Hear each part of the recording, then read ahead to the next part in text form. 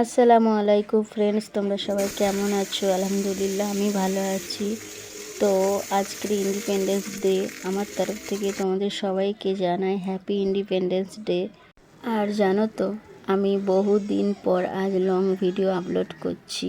কিছু পার্সোনাল রিজনের জন্য আমি অনেক দিন ধরে লং ভিডিও আপলোড করিনি। তো আবার চলে আসলাম তোমাদের সঙ্গে শেয়ার করতে।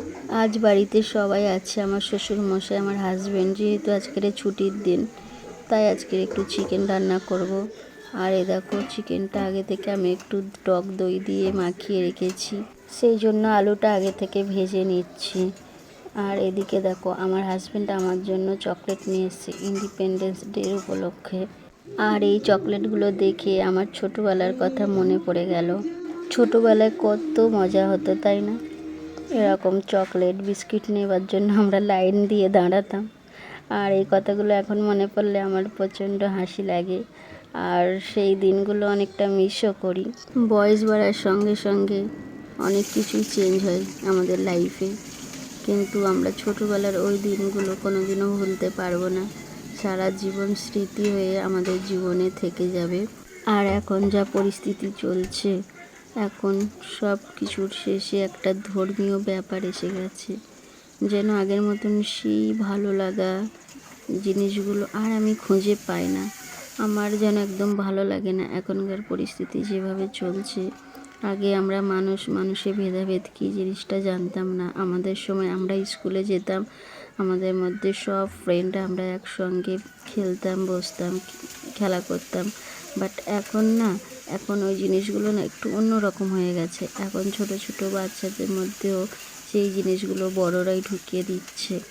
তো যাই হোক, এই জিনিসগুলো জানি না কবে ঠিক হবে। আশা করি যেন তাড়াতাড়ি এই জিনিসগুলো ঠিক হয়ে যায়। এই জিনিসগুলো অতটা ভালো না, মানুষে ভেদাভেদ। আজ দেখো, এই দেশ স্বাধীন করার জন্য প্রত্যেকটা মানুষ সব ধর্ম নির্বিশেষে একসাথে তাদের রক্ত দিয়েছে, তাদের প্রাণ দিয়েছে। তখন কিন্তু কারোর মনে এই জিনিসটা ছিল না, কে হিন্দু, কে মুসলিম, কে জৈন, কে খ্রিস্টান। বাট এখন এই জিনিসটা খুব বড় আকার ধারণ করেছে। সবার মধ্যে না একটা খারাপ নেগেটিভ ঢুকিয়ে দিয়েছে যে ও হিন্দু, ও মুসলিম, ওর দোকান থেকে ওঠা নেওয়া যাবে না, ওকে এই জায়গায় আসা যাবে না। যেন কি একটা হয়ে গেছে।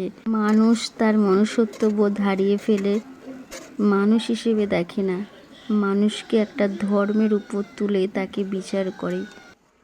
তো যাই হোক, তোমাদের সঙ্গে কথা বলতে বলতে মাংসটা কষানো হয়ে গেছে। আর দেখো, আমি এখন চলে এসেছি ঘর মুছতে।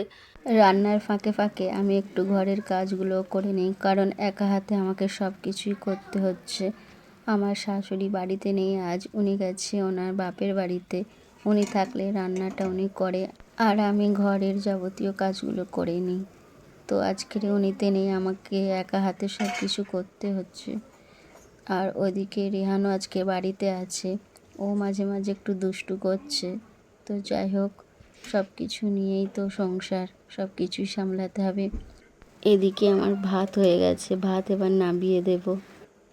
আর মাংসটাও গলে গেছে অনেকটা, মাংসটা এবার আলু দিয়ে দেব। আমাদের বাড়ি আবার আলু না দিলে এরা খেতে চায় না। আমার হাজব্যান্ড মাংসের আলু খেতে খুব পছন্দ করে, বাট আমার অত ভালো লাগে না। তো যাই হোক, ওনার জন্য তো দিতে হবে। আমি না খাই সেটা কোনো ব্যাপার না। ঘরে অনেকটা জামা কাপড়ও জমে গেছে, অনেক দিন ধরে কাচা হচ্ছে না বলা ভুল, কাচছি, অল্প অল্প করে কাচছি। আর আজকের অনেকটাই জমে গেছে, যেগুলো কাচিনি সেগুলো আছে, সেগুলো কাচতে হবে। তো অনেকটাই বেলাও হয়ে গেছে। আর ঘরে মানুষ থাকলে জানো তো, কাজ তাড়াতাড়ি শেষও হয় না, কারণ এক দিক দিয়ে আমি গোছাচ্ছি, অন্য দিক দিয়ে আবার সেই জিনিসগুলো ওইখানে নিয়ে এসে রাখছি। আর রেহান থাকলে তো আমার কাজ শেষও হয় না। আর সব থেকে বড় কথা, রেহানের পাপা যেদিন বাড়িতে থাকে সেদিন আমার ঘর সব সময় যেন অগোছালো থাকে। আর আজকের তো আমি পরিষ্কার করে রাখতেই পারবো না, কারণ উনি ওনার অ্যাকোরিয়াম ঠিক করবে।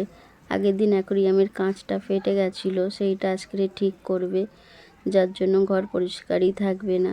আর আমি এদিকে তাড়াতাড়ি করে থালা বাসনগুলো মেজে নিচ্ছি। এখন আমি যাব জামা কাপড়গুলো কাচতে। এদিকে মাংসটা রান্না হয়ে গেছে, আমি লাস্টে একটু গরম মশলা দিয়ে দিচ্ছি। আর দেখো এতগুলো জামা কাপড় আজকে কেচে নিয়ে এসেছি, জানি না কোথায় মেলে দেব, কারণ একটু আগেই যখন কাচছিলাম তখন মিনি মিনি বৃষ্টি পড়ছিল। অনেকটা বেলাও হয়ে গেছে, ছাদে দিলে এক্ষুনি তুলতে হবে।